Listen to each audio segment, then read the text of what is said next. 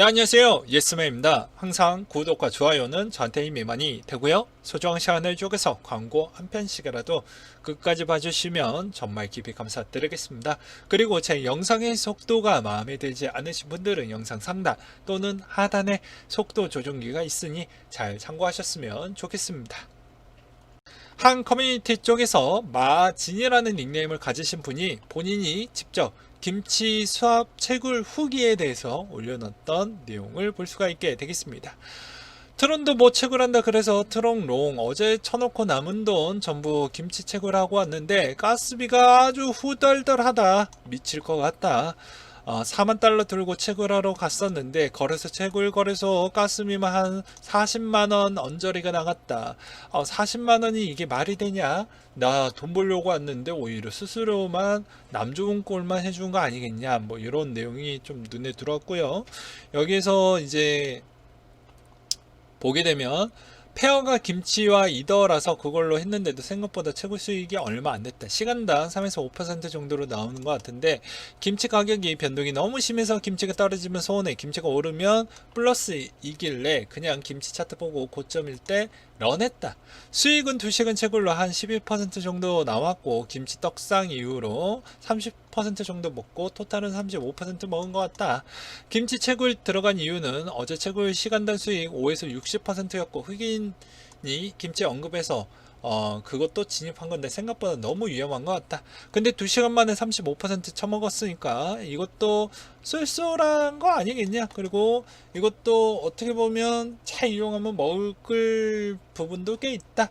이더 디파이 채굴이 슬슬 끝물일 것 같다라고 이제 거의 다 대부분 채굴을 하셨던 분들에 대한 후기는 거의 비슷한 것 같습니다. 왜 그러냐라고 물어보니까 가스비가 너무 비싸다. 그리고 컨트랙트가 너무 포화가 돼서 생각보다 어, 이거에 따른 매력이 좀 계속 덜해지고 있다. 그리고 그걸 다 떼고 하면 내가 가져가는 수익이 너무 적고 오히려 좀 코인 상장되어져 있는 또 가격대도 무시할 수가 없다. 그리고 이게 약간의 프로젝트 자체가 좀 애매하게 돌아가고 있는 게 너무 그렇다라는 겁니다. 진짜 한 달 동안 고통 만들면서 차트 보고 뭐 욕을 막 했는데 35% 2시간 만에 뚝딱 먹어준 게 어이가 없다.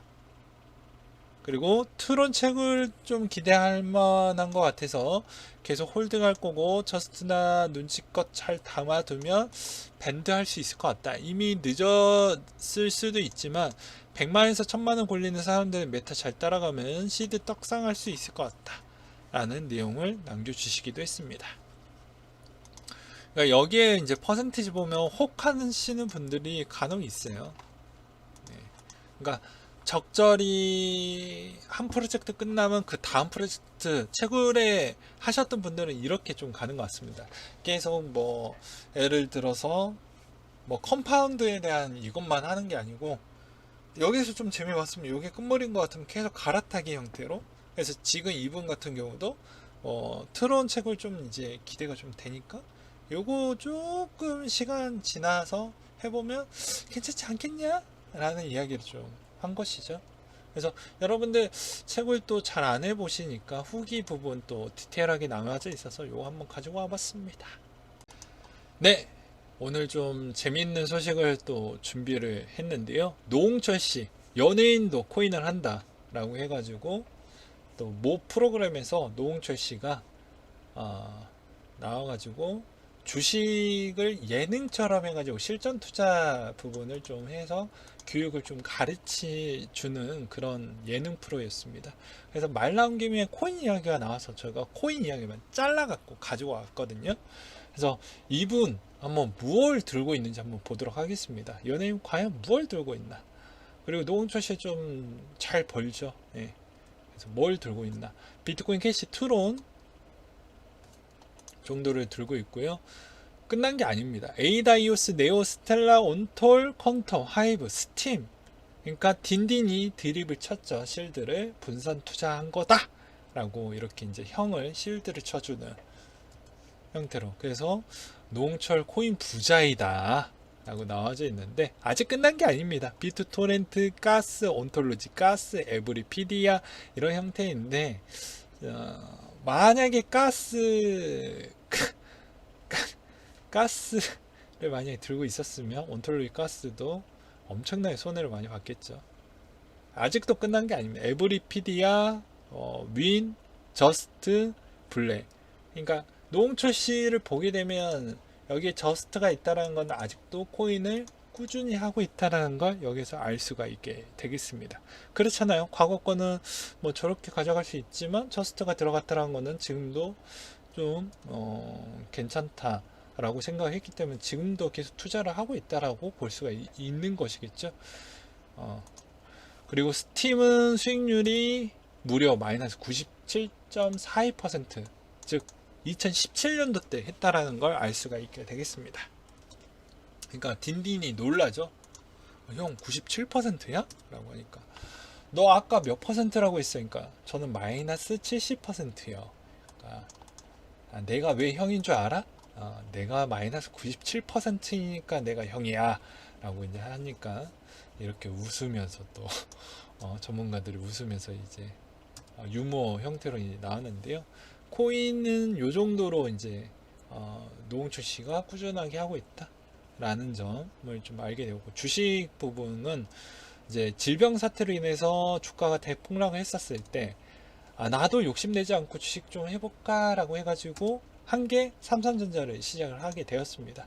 그래서 매수 시점이 이때 했는데 올라가는 게 좀 버겁죠. 이렇게 좀 재미가 없죠. 그러다 보니까 이분이 이제 주변 친구들이 테슬라와 NC를 샀던 친구들이 내가 쏠게, 내가 밥 살게 보면 엄청나게 올랐죠. 네. 그러니까는 노홍철 씨가 나는 삼성전자를 샀는데 마음은 또 다르죠. 왜냐하면 친구들은 거의 그것보다 거의 곱 이상을 벌었으니까. 그러니까는 이분의 생각은 어떻게 했냐면 다른 사람 주식이 너무 오르더라. 그러니까는 세상이 이런데 뭔가 좀 잘못된 것 같다. 너무 많이 오르니까. 그래서 그때 배운 게 하나가 있는데 그게 무엇이었냐? 인버스라는 걸 또 배웠다고 합니다. 이때 인버스에 많이 들어갔으면 코인으로 잃었죠. 삼성전자는 팔지 않았으니까 지금 수익일 것인데 인버스 들어가면서 완전 박살이 났을 겁니다. 만약에 삼성전자 팔고 많이 인버스 들어갔으면 완전 초전 박살이 났겠죠. 여기에서 배울 수 있는 교훈은 무엇이냐면요, 한국의 개미 투자자들은 좀 급하다라는 습관이 이 투자에도 좀 느껴진다라는 걸 좀 보여줘 왔고, 그리고 오히려 이렇게 뇌동매매를 하다 보면, 그러니까 감성과 마음으로, 그리고 또 주변 사람에 대한 의견으로 막 내 마음이 요동쳐가지고 뇌가 마음이, 그러니까 뇌 자체에서 이성적인 판단을 해야 되는데 이 마음이 뇌를 지배하는 형태로 매매를 하면 계속 손실이 난다라는 것입니다. 그러니까 여러분들도 웬만하면 마음에서 우러나는 매매보다는 뇌로 한 번쯤에 필터링을 해서 좀 매매를 하셨으면 좋겠어요. 아무튼 또 여기서 또 느꼈던 점은 무엇이냐면, 자, 이런 연예인들도 한다라는 것은 대부분 개미들이 요새 시장이 좋기 때문에 꽤 많이 늘어났다는 걸 알 수가 있게 되겠습니다. 그렇잖아요. 연예인만 하겠습니까? 더 늘어났다라는 거잖아요. 그래서 이분도 한동안 존버를 해놨다가 이거를 추가해놨다는 것은 딱 알 수가 있죠. 그래서 우리에 대한 신규 유저, 기존 유저들이 돌아오고 있구나 라는 점을 또 알 수 있었던 대목이었습니다. 그 다음 소식은 이오스에 대한 소식인데요. 이오스가 페이아웃에서 또 볼 수 있는 부분이, 사이트에서 페이아웃 사이트에서 볼 수 있는 디파이 부분이 또 눈에 들어옵니다. 그래서 디파이 플랫폼 부분을 볼 수가 있게 되겠는데요. 되게 재밌습니다. 그래서 이오스가 조금 늦게 하긴 했는데 이오스가 요새 좀 많이 밀리지도 않고 그랬던 이유는 도미노스에 대한 영향도 있지만 디파이의 영향도 좀 일부 있다라고 저는 생각이 드네요. 한 커뮤니티에서 그냥 재미삼아 올려둔 것인지 아니면 진심으로 이야기를 하는 것인지까지는 판단은 되진 않지만 어떤 분이 요렇게 한번 올려두셨더라고요. 쫄지 마라 어겐 2017이다 라고 해서 닉네임 코인파수꾼님이 분석을 해놓은 게 있는데 뭐 단순한 분석입니다. 월에 40% 가까운 조정 후 다들 어떻게 됐는지 다 알지?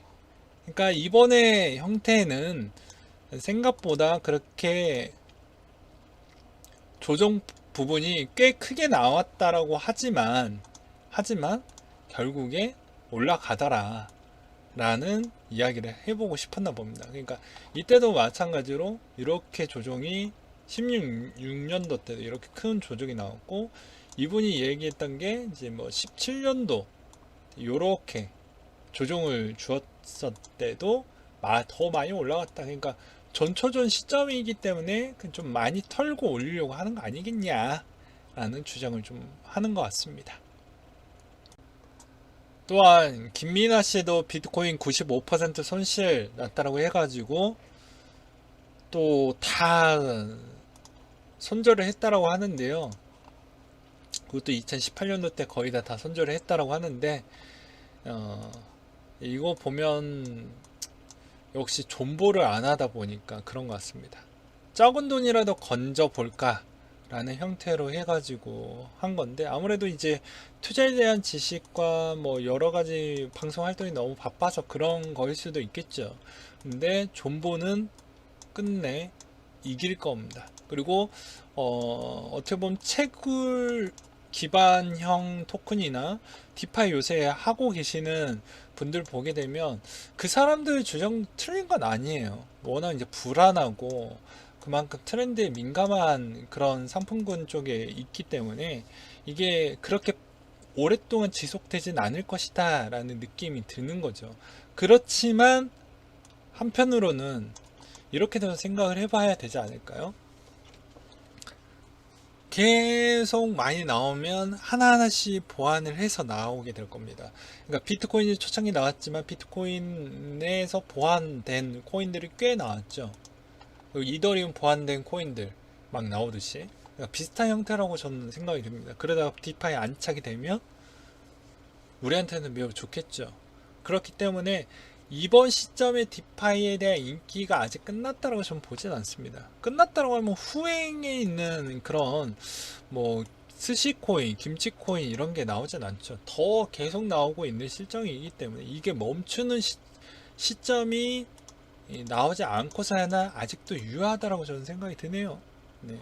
아무튼 오늘은 좀 요 정도까지만 좀 준비를 해 보았고요. 항상 힘든 장일수록 역발상 형태로 시장을 좀 바라보셨으면 좋겠습니다. 네, 이상으로 마치도록 할게요.